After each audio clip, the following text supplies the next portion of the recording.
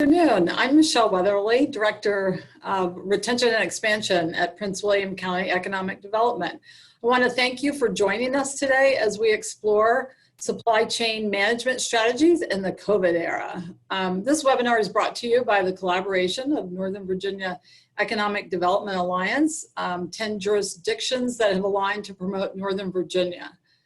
And I want to welcome all of our viewers as well as our speakers and our host, John Jacobs of Broadreach SMI. And at this point, I'll turn it over to John to introduce you to our speakers. Thank you so much. Great, thanks, Michelle. Good afternoon, everyone. Thanks for joining us this afternoon. This is the 7th episode or webinar in our series, Beyond COVID, Nova Business Resiliency webinar. And we launched in March, so we're about halfway through now as we enter the steamy month of July. Let me just take you through, if I may, a quick agenda here, and we can go and I have to get the magic of sharing my screen here. So you just heard from Michelle Weatherly with the Department of Economic Development at Prince William County. What we'll be doing, I'll take you through a quick update. We will be launching a poll in just a few moments, and this is a very quick poll. It's a live poll for the audience. It's anonymized, so don't worry about that. But we really encourage you just to complete it. 6 questions. So if you answer those 6 questions, we're going to use that as a Q&A and dialogue after we hear from our panelists. Now, regarding Q&A, if you mouse down to the bottom of your screen, you will be able to see this nav bar. You'll see Q&A and poll. So just please, as you feel the question coming, just go ahead and log in the question, and we'll gather those and we'll respond to those at just after the presentations, the discussion. If you're on a Mac, I believe you navigate to the top of your screen. So let me just activate the poll. So just give me a second here. I've got to come out of this and I got to go over here, and I'm launching the poll now. Again, 6 questions, very quick. So should not be too long to answer those. Let me just go back over here. Excuse me, folks. Okie dokie. All righty. Great. So as I do every week, let me just take you through a quick update. We've had a bit of a break. The last webinar we had was 3 weeks ago today, actually. So I'll just give you some quick updates from this morning. As you know, the PPP loan deadline was extended from June 30th to August 8th. There remains $130 billion in the PPP fund. As you also know, the loan rules were loosened in June by Congress and the administration. 2 quick examples: the 24-week repayment period the 8-week repayment period has increased to the 24-week period, and that the required usage toward payroll is decreased from 75% to 60% for those looking for those loans to convert into grants. Unemployment filings for the week ending July 4th were 1.3 million. This is reported this morning by the Department of Labor. Unemployment in June did drop to 11.14 from a high in April of 14.7. The $600 per week unemployment supplement ends at the end of this month, July 31st. However, there's pending legislation in the House and Senate regarding the HEROES Act and the Workers' Relief and Security Act. So I think we'll see some motion. I think the Senate's out until the 17th of this month. As we've noted previously, the U.S. economy in the first quarter did shrink 4.8%. The latest forecast that I saw from several sources was the Federal Reserve Bank's report on the 2nd of July, forecasting a 35.2% quarterly drop in the second quarter. COVID cases, coronavirus cases, as of this morning, from hearing from Johns Hopkins University Coronavirus Center, worldwide 12 million COVID or coronavirus cases. That's an increase of 3.6 million. U.S. cases are 3 million, an increase of 840,000. U.S. deaths as of this morning stand at 132,309, which is an increase of 14,592 from 3 weeks ago.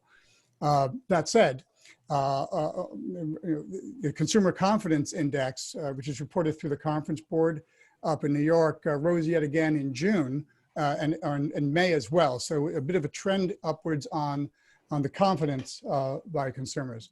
We have an outstanding panel today. Supply chain management is our topic during this COVID period, this COVID age, new era, however we want to refer to it. Let me just make some quick introductions, and I'm going to take us out of screen share so I can do it with the actual live individuals. First up is we have Mike Wasson. Mike is chair-elect of ASCM, which is the Association of Supply Chain Management. Mike is also the Chief Operations Officer at Tosca, based in Atlanta, I believe, a leader and innovator of reusable packaging and supply chain solutions across a diverse range of perishable food markets. ASCM is the Association of Supply Chain Management, the global leader in supply chain organizational transformation, innovation, and leadership. Mike has previously served on the ASCM board, at the APIX board, which is the Supply Chain Council Board, and he also currently serves as chairman of the board of directors of the Reusable Packaging Association, RPA.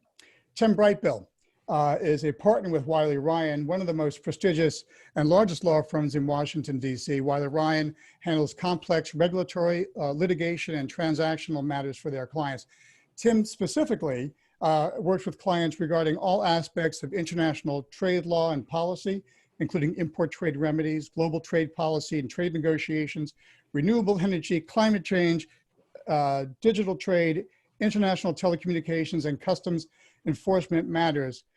He has also been, for the last 16 years, an adjunct professor at Georgetown University Law Center. We're joined also by Ron Droz. Ron is assistant professor of business at Temple University within the Fox School of Business, specifically within the Department of Strategic Management. Ron also serves as assistant academic director of the Fox School's International Business Programs. Before joining the Fox School, Ron served 16 years helping to lead the World Trade Center of Greater Philadelphia. Prior to that, Ron served in various roles internationally with international companies while based in Japan. So those are our panelists. We also have Michelle Weatherly staying with us, which is great. And I'm assuming that's a nice shot, screenshot of Prince William County somewhere, yeah? Right behind me. Excellent. So let's begin, and I'm going to ask, maybe start with Mike from the association perspective. Can you describe for our audience the extent and the role of supply chain management within a company, just broadly? Yeah, broadly. So John, I took an attempt at putting together a slide for you to share a little bit about what supply chain management looks like. Yes, great. I'm going to do that. Yeah, thank you. In a very traditional sense, a supply chain for really any organization includes anything from sourcing raw materials all the way through production, distribution, sales, retail, things like that, ultimately until it reaches the consumer. And then, of course, the return, the reverse logistics, and all of the enabling functions that go along with that, from cradle to grave, soup to nuts, however you choose to look at it for a product and its evolution. That is a very traditional supply chain. In this era of COVID and coronavirus, certainly we have transitioned significantly more to e-commerce, where you tend to skip a number of those steps in the middle, perhaps going from manufacturer direct to consumer, and other things that continue to evolve the traditional supply chain. Digital supply chains, IoT technology, things like that might shift that just a little bit. But the role, I think, John, that you asked about really ultimately is to move things as efficiently and effectively as possible through that entire spectrum, that life cycle of the product. But maybe less traditionally, in things that we're seeing more and more of, is the obligation of a supply chain, not just to move products through the system, but also to contribute to diversity and discrimination, and provide for better labor conditions, not just internally, but with our suppliers and our vendors, make sure we have ethical and sustainable sourcing, consider environmental responsibility for their products, particularly as it moves through the end of its life, which based on some of my other roles is near and dear to my heart. Now I'm a I'm a marketing guy by training, and I hear supply chain. I know that those are the smarter, much smarter people than I in the ops piece of a business. And yet, if you look at the elements of supply chain, are there some that are more vulnerable to either to world crises, or are there some that break more often, some segments of the chain, that links to the chain, that are more vulnerable than others? I think there are, but it is very industry specific, country and company specific. Transportation today seems to be one of the more impacted, and generally frontline labor today is significantly impacted, which is why I think you're seeing more and more organizations go to things like automation and more direct to consumer, where you can take perhaps non or less value added steps out of the cycle and therefore reduce some of that vulnerability to breakage, I think, as you put it, John.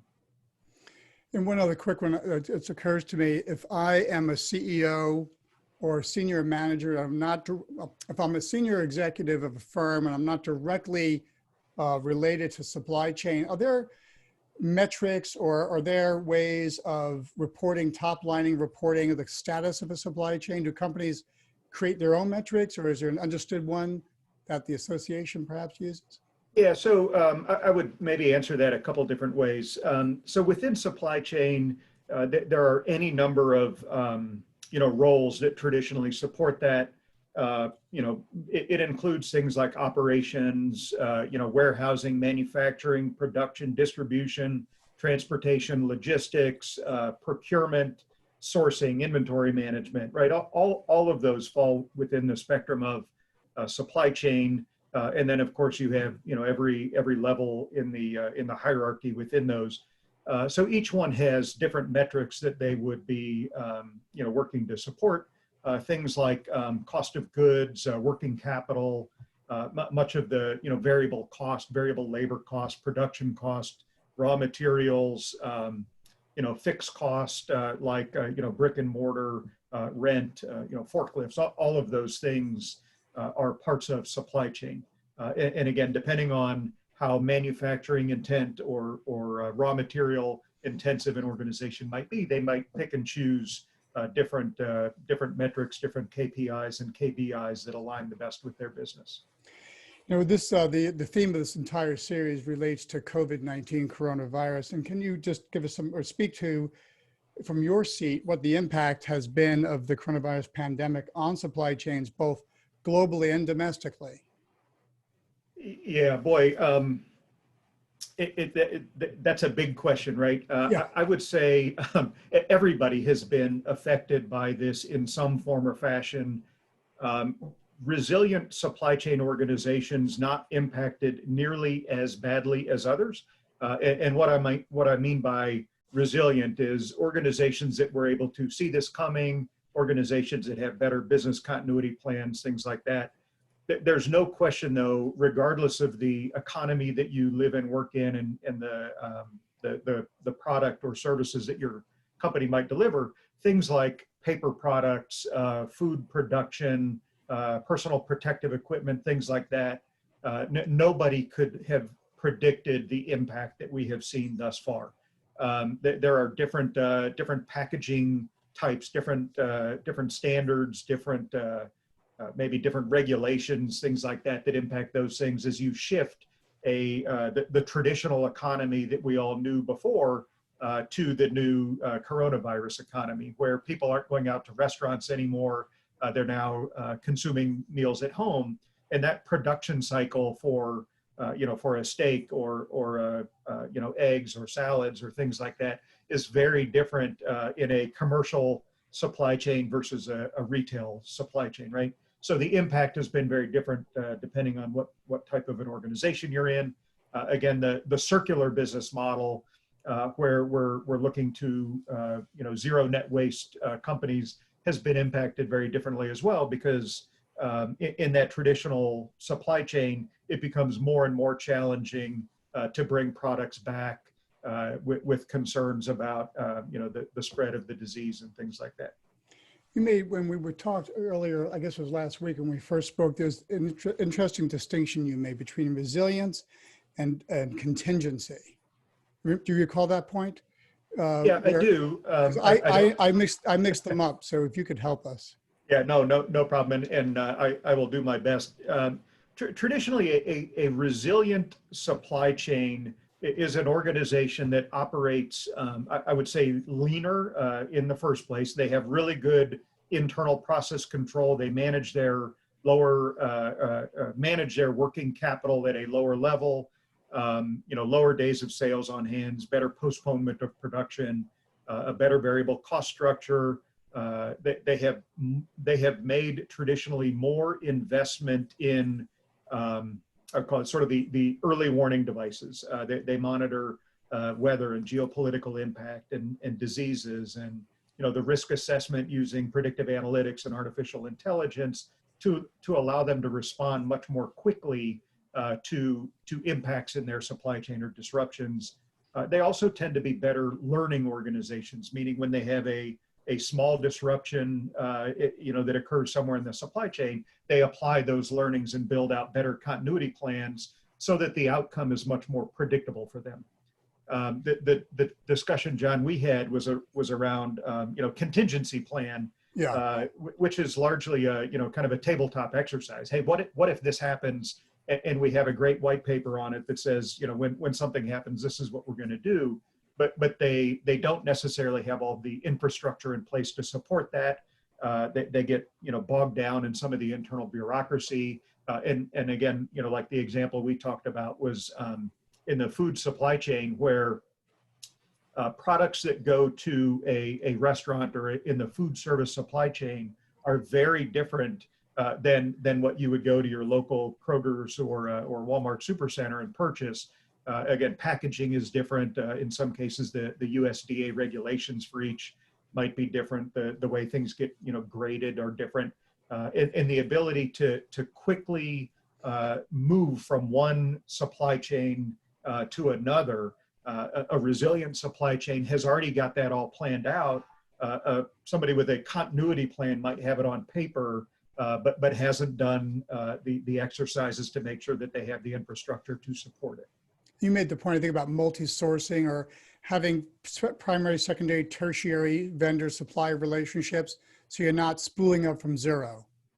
Yeah, that's right. Again, in some cases too, when we talk about that variable cost structure, it becomes a question of investment. And I think Tim might touch on this a little bit as well. A single source is largely going to be your most economic plan, where you can really develop strong partnerships, find the cheapest provider. By going to a multi-source, secondary, tertiary suppliers and maintaining those relationships, you might spend a little bit more upfront.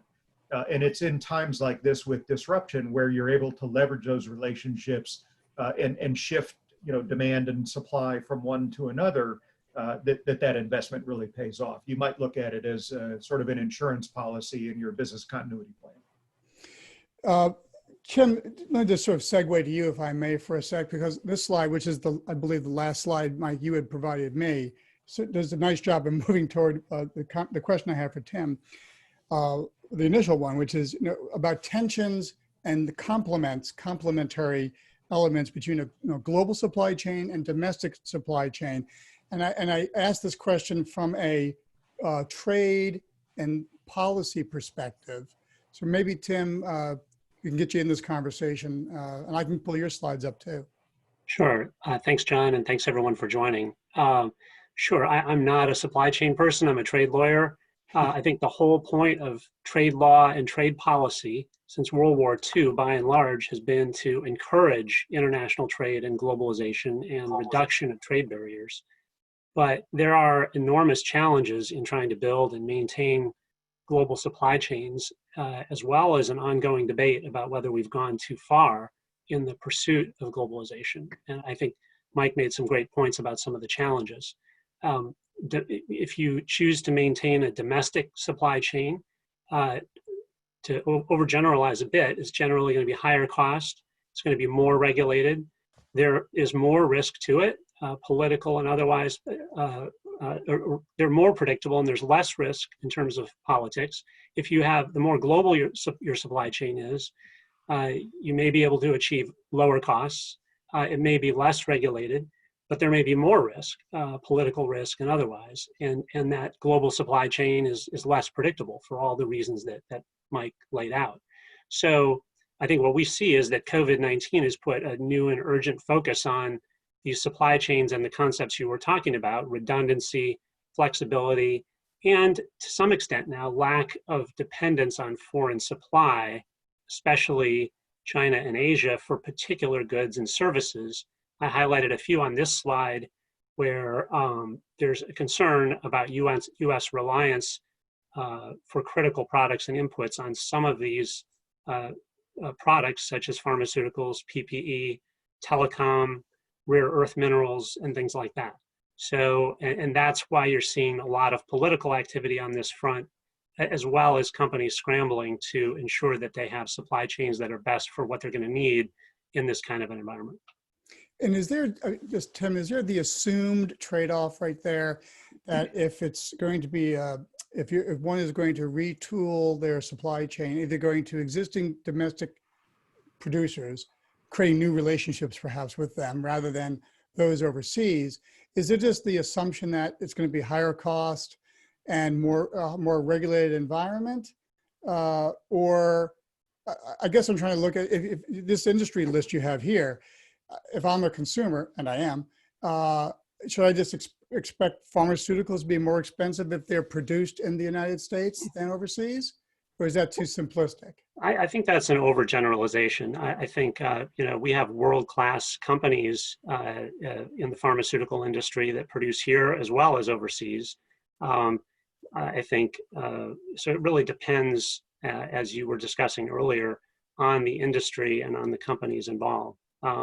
So there are many that are world-class competitive. On the other hand, there may be advantages in terms of lack of regulation overseas that does lead to lower costs. And that's why companies try to take advantage of those as long as those goods are fairly traded. Right, and the sub point being that there are a lot of global corporations that are perhaps US flagged companies operating over the world, producing and distributing either in market or back to the United States.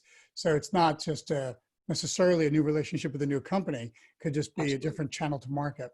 Absolutely. Now, there's been quite a bit on the USMCA, the former NAFTA agreement. Can you take us through, I think the next slide talks a bit about legislation and treaties? Well, we can talk about the free trade agreements and also some of the pending legislation. So again, there's a lot going on with respect to trade agreements. It's an area that people really need to stay on top of. These negotiations are a really important opportunity to influence policy and to create conditions that are favorable to your companies and industries in the countries that are free trade agreement partners. So you're right, the US-Mexico-Canada agreement replacing NAFTA just went into force as of July 1st. It's hugely important. It is an upgrade of the NAFTA in many significant respects. And there are new regulations that all three countries have issued as to how all the various chapters of USMCA work. Now, the United States is a party to free trade agreements with about 20 other countries that often have conflicting rules. So that's a challenge as well. And there are ongoing negotiations. So right now, the hottest negotiation is with the United Kingdom. There are, a large segments of that agreement are already being proposed from both sides. It's a really important opportunity due to Brexit. The US-Kenya free trade negotiations were just launched this week. There are other ongoing discussions with India, with Brazil, with the European Union, although there are some real hurdles there. And there's also the possibility of mini trade agreement deals between now and the November elections. The administration has already done this with Japan, and they may look to capitalize with some small trade agreements, not comprehensive ones. And those are all opportunities for companies and industries that want to encourage trade with those countries. If you think of, I'm familiar with terms like indigenous innovation, and then certainly some of the ownership constraints overseas. I believe China in several industries requires a 51% stake by a Chinese flagged company in order to sell into that market.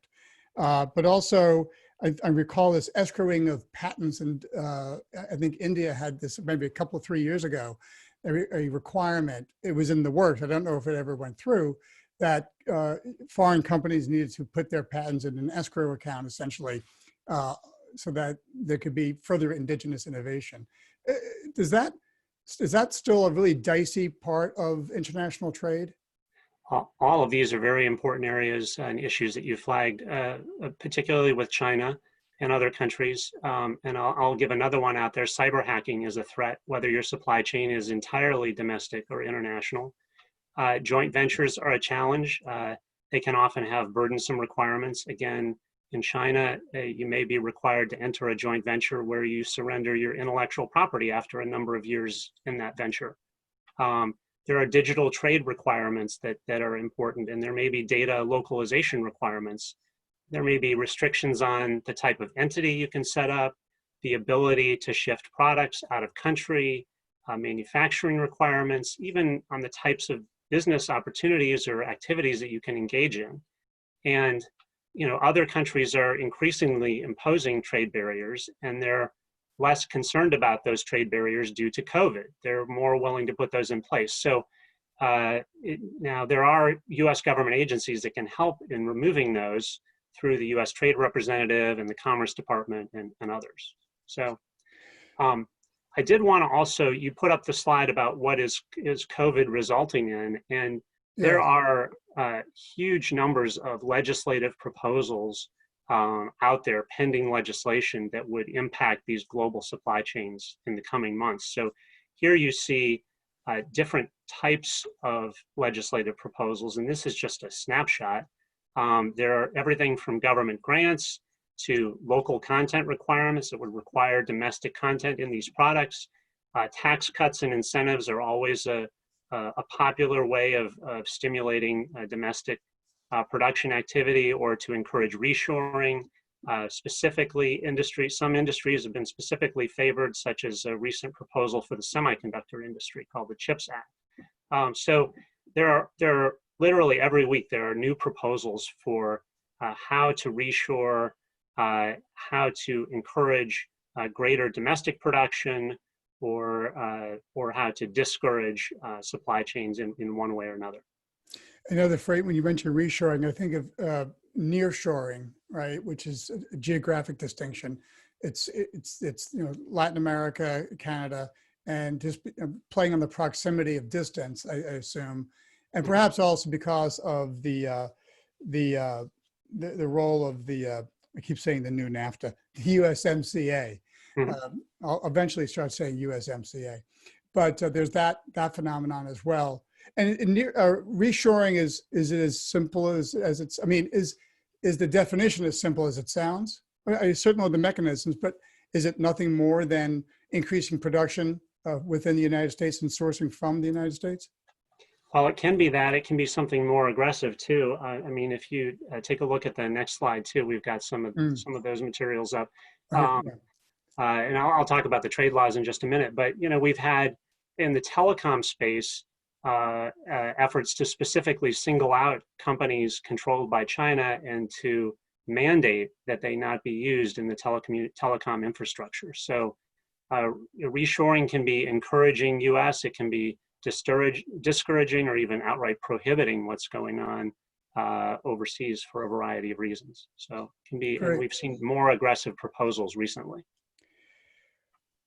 Yeah, and I guess as you say, there's a lot out there right now, and we're in an election year, and it's going to be something everybody should keep their eyes on the Hill over the next several months.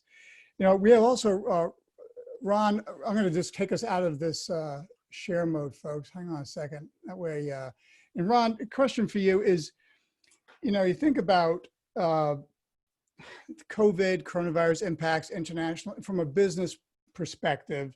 Now, what are you seeing that relates to large and small companies' supply chain issues? All right. Well, thank you, John. It's a pleasure to be on the panel here.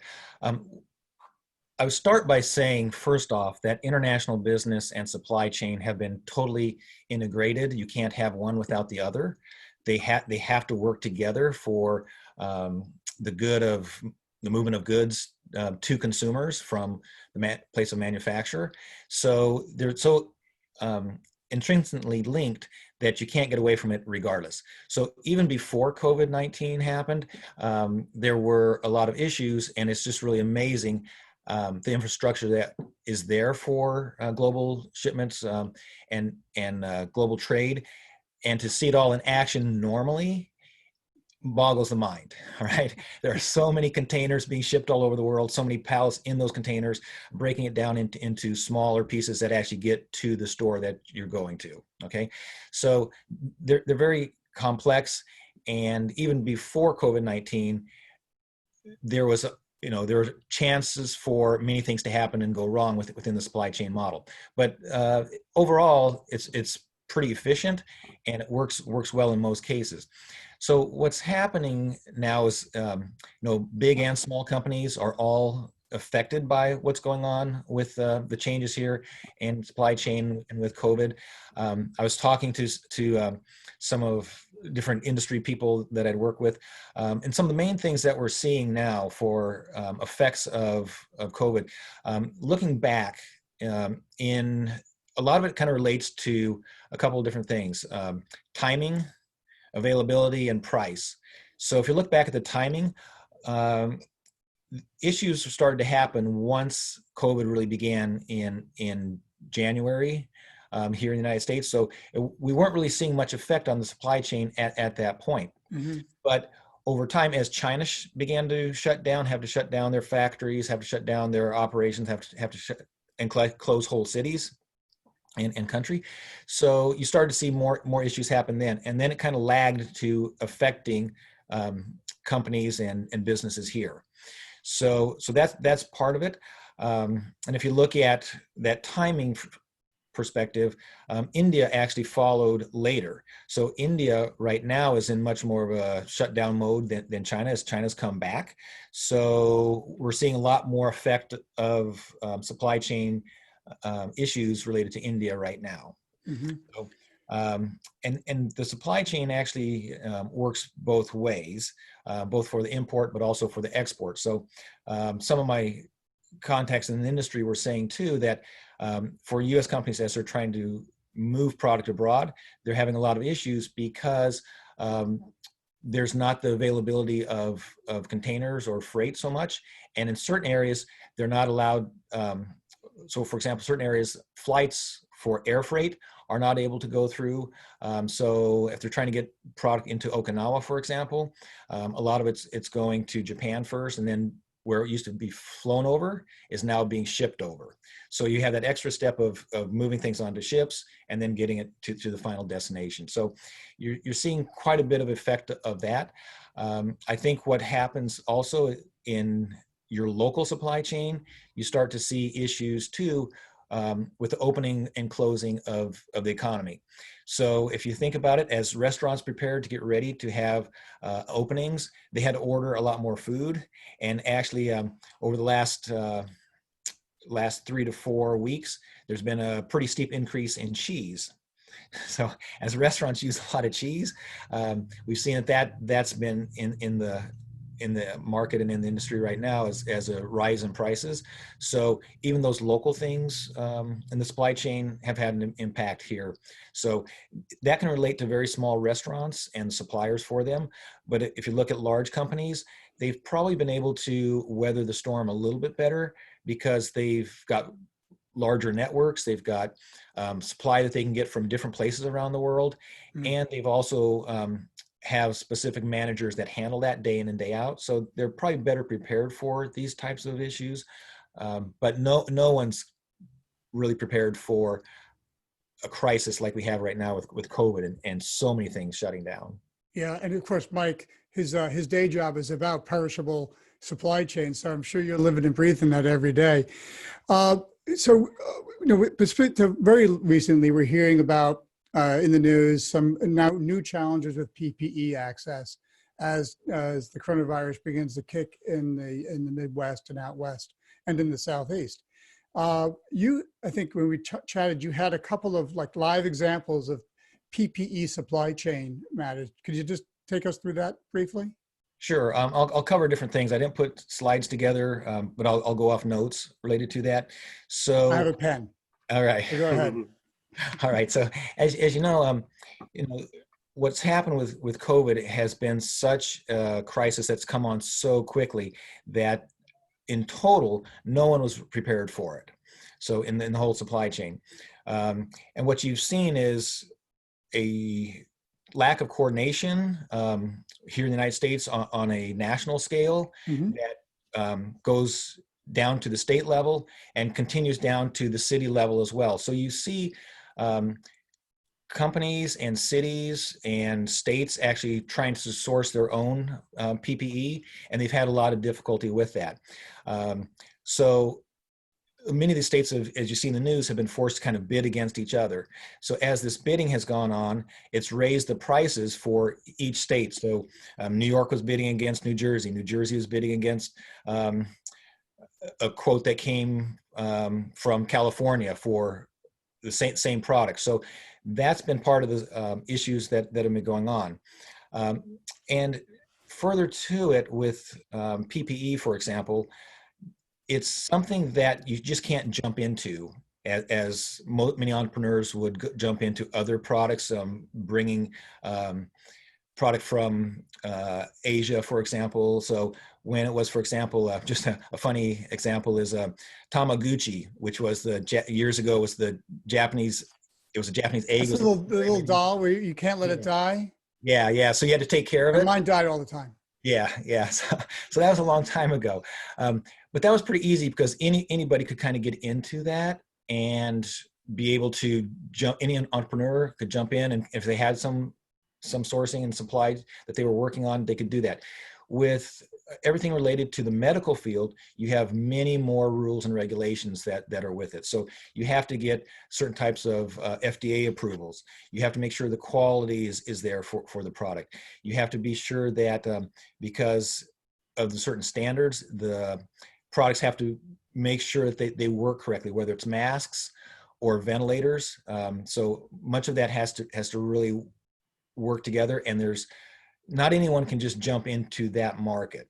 Okay, so we've seen companies that I worked with were in certain industries. They might have been doing certain types of supplies to their own industries that they were able to move into more of the PPE related types of goods.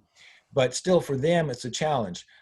Some of the companies were in medical devices, medical products before, and as they tried to move into specifically COVID and N95 masks, you started to see, or they started to experience more problems than what they thought they would have in being able to bring those products in. So when you look at it, it's N95 is the US mask, but then there's the KN95, which is the masks made in China. And you have for example, another good supplier is coming out of Korea. So you have the KF designation for the masks. And those all have to make sure that they are getting the approvals that they need by the US government, by the FDA. And then also, there's other standards that might have to be held to and testing being done. So for example, the National Institute of Occupational Safety and Health has rules and regulations that have to be adhered to. So many companies just can't jump in on that supply chain. And even those in this case were having a lot of difficulty because of a couple other reasons. They couldn't often get the supply or the quality of the product that they needed. So as they were going back to factories that they'd worked in China before, the whole situation had suddenly changed because of government regulations, and even the Chinese government was saying, we may not be able to let these products be exported out. Many other nations, because of the want to hold back supply for their own countries, also started to affect the supply chain. So suddenly where you had opportunity, or these companies had opportunity to source before, they no longer had that opportunity, or had to work much harder to get it. So No, it's that's a great point. And I think, Tim, the point you made about interdependency of trade. So you made the telecommunications point, and I recall that when it comes to network equipment, because it's a global network the globally connected network for telecom, even some of these constraints, government regulatory constraints, whether they're U.S. domestic or U.S. oriented. The U.S. working with the U.K. saying, we don't want you to get equipment from the company X because you're going to connect to us and we're going to have the same problem.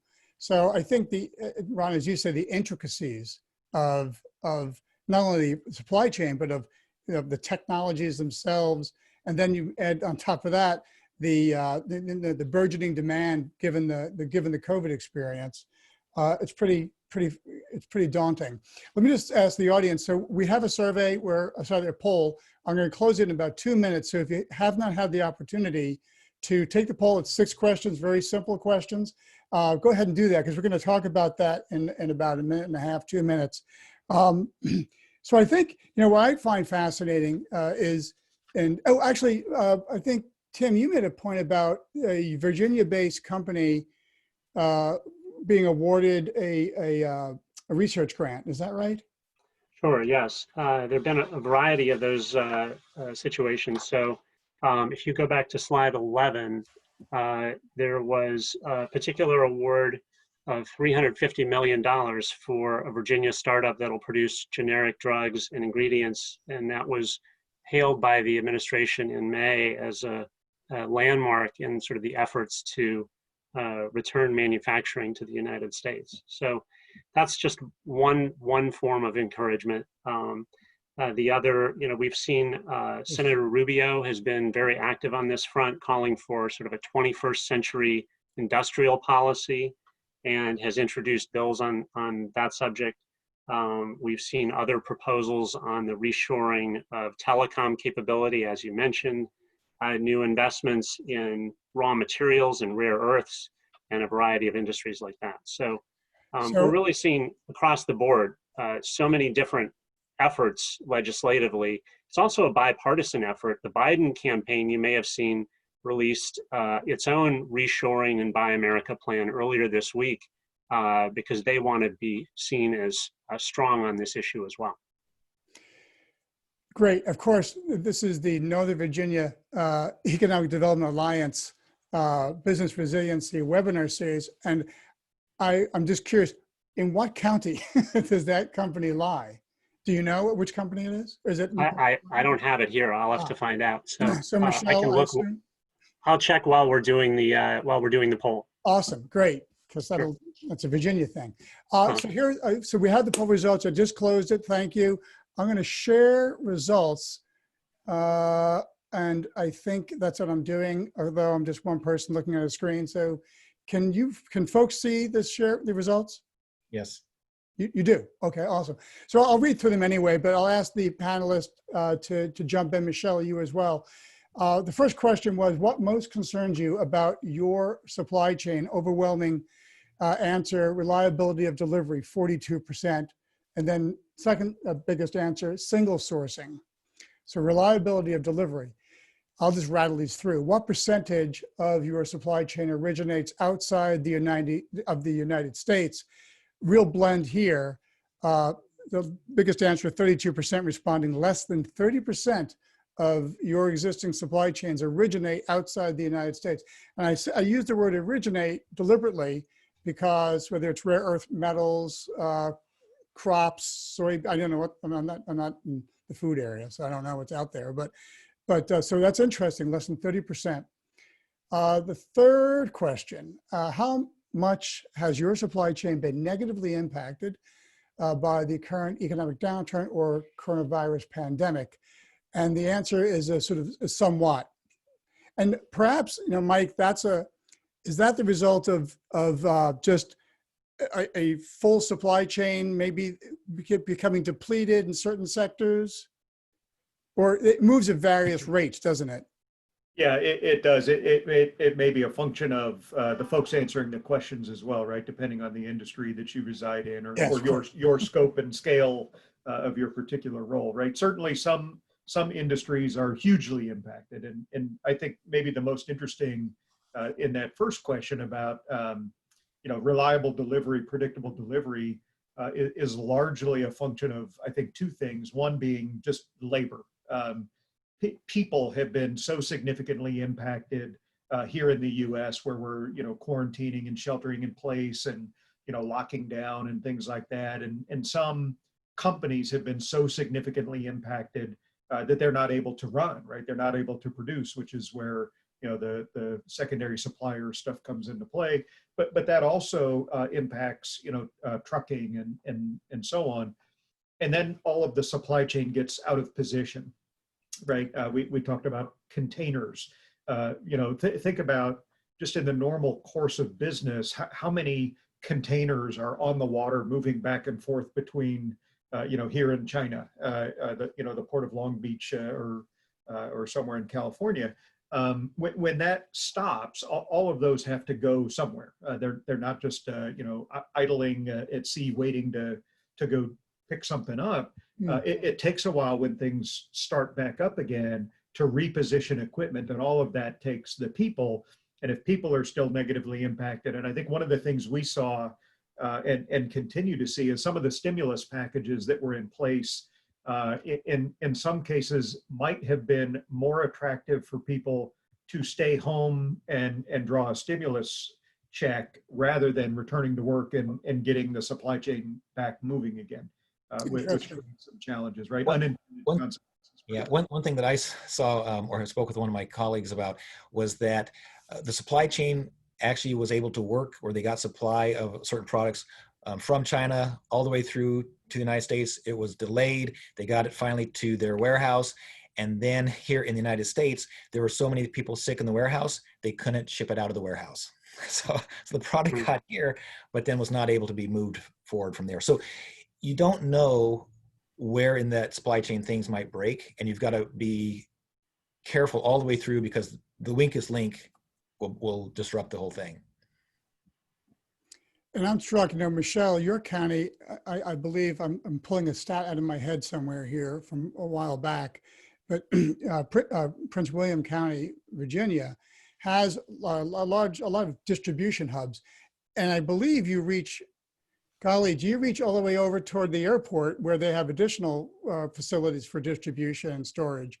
So, and my question to you is, I think you had some recent examples of economic stimulus by the Commonwealth of Virginia, but also the county. Wasn't there some economic programming that was put in place? Or we have a number of manufacturers here, food manufacturing, as well as Micron is located right here. Sure. So what was your question? Well, I guess my question is, you've seen an impact. Have you seen an impact in Prince William County because of what Ron was just describing, this disruption, and Mike as well, this disruption to the supply chain? Yeah. I mean, with COVID, the immediate disruption for a lot of our companies was the furlough of a lot of the employees and just in transportation, because I think it was the anticipation of not moving product, because so many of them are food related, and the shutdown of the restaurants it grossly affected their business, obviously. So it had immediate impact on their workforce and their bottom line. And now we are seeing a gradual return to business, not as usual, but certainly to engage with their supply chain and the ultimate buyers of their products.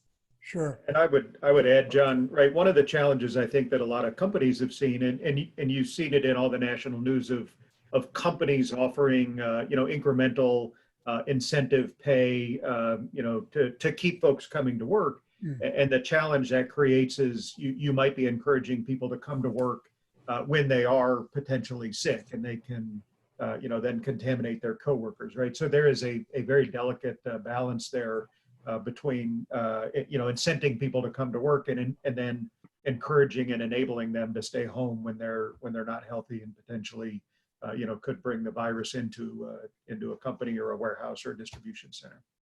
That's a very good point. Yeah. I'm going to go, Tim, do you want to jump in there, or do you have a Just, mystery Virginia company? Well, yeah, the Virginia company, by the way, and we had one of our viewers chime in as well. It's Flow Corporation of Richmond, and it's actually a partnership with an institute at VCU as well. So it's a whole group that's going to benefit from that.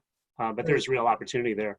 I was sneaking a peek ahead to question 4 in the poll, because as far as biggest risks, I see political environment, which is obvious. Changes to current trade agreements, which is what we were talking about with USMCA and these other agreements, and then potential new tariffs and duties.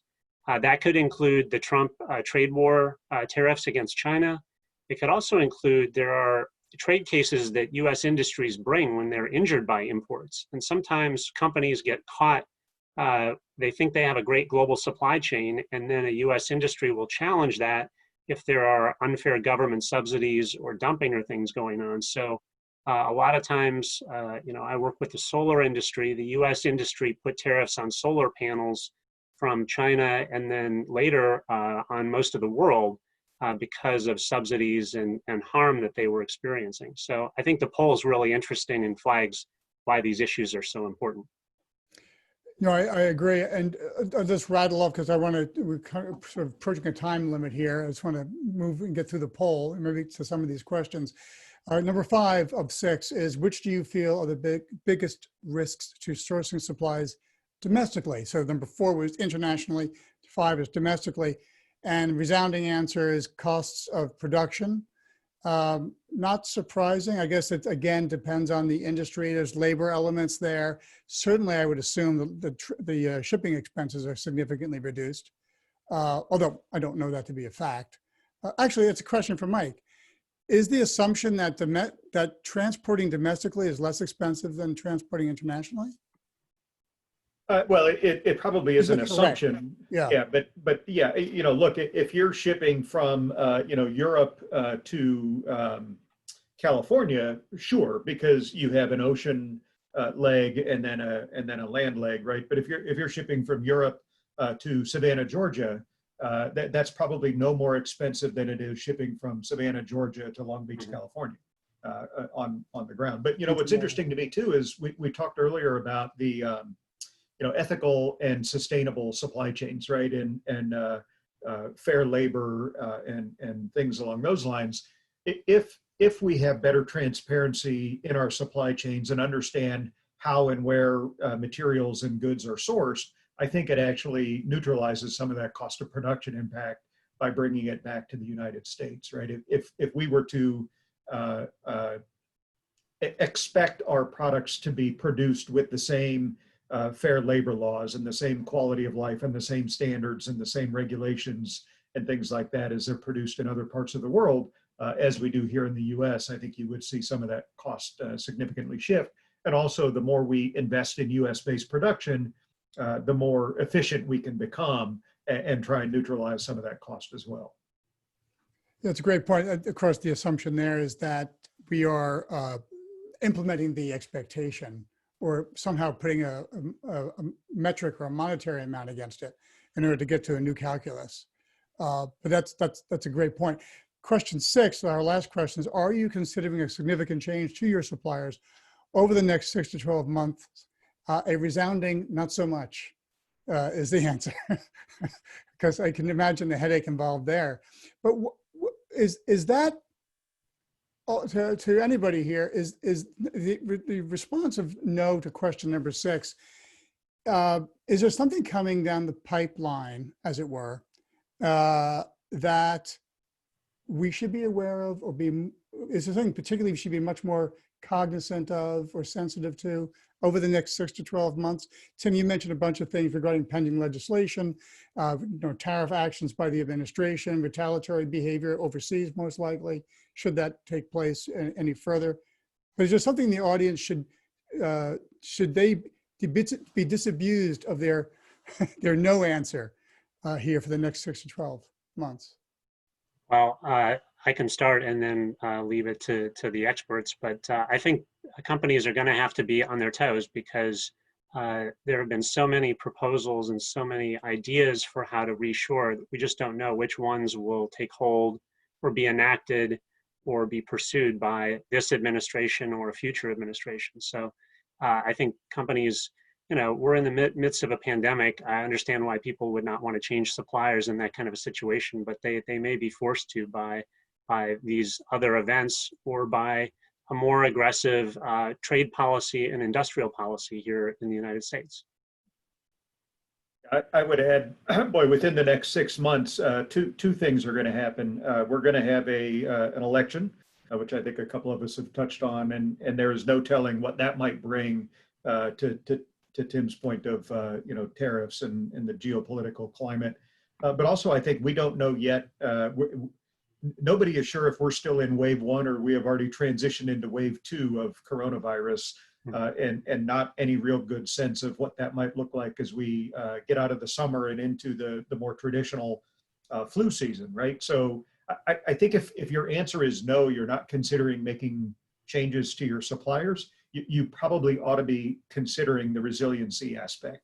If we continue to experience significant labor disruptions and supply chain disruptions as we get into whatever the next thing in coronavirus is and how that might impact U.S. businesses, U.S. labor, U.S. transportation, and globally, you probably better have a plan B and a plan C in place because we don't know how it's going to impact us yet. Great. We're running really short on time, but there's one question here I've got to ask us at the nutsy-boltsy supply chain question. Well, not too nutsy-boltsy. This person asks, is there something like a universal catalog as against a vendor's limited version that a requester can go to request? I think the question is there a global resource catalog? It sounds like a global buyer's guide to me, but is there such a thing, or is it too? Google. Yeah, no, look, I think the one thing, if I can make a bit of a plug for ASCM, I don't think there is a global, supply catalog by any stretch, but through standardized supply chains, there is a common language, and by having, trained, certified supply chain professionals that all speak the same language, you can speak intelligently and uniformly with your suppliers and intermediaries to make sure that we're getting the right thing and we're all considering it the same way. Great. I think we're out of time, folks. So I'm just going to some quick housekeeping items. Thanks very much to our panelists. Great discussion, great conversation. Our next webinar is Thursday, the 23rd of July at 2 p.m. Eastern, the new normal. I know everybody says it. I'm trying to come up with a catchier way of saying that. So I got 2 weeks, so we'll see what happens. John, yes. John, we could just say it's the new era. It's our new life, right? So yeah, right. That's great.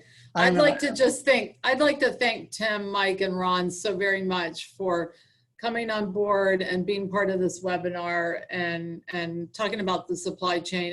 And John, thank you so much for all that you do in putting these webinars together. It's a heavy lift every other week, and it's just a great information that we're bringing to the business community throughout Northern Virginia. Thank you so very much. My pleasure. Thank you, Michelle.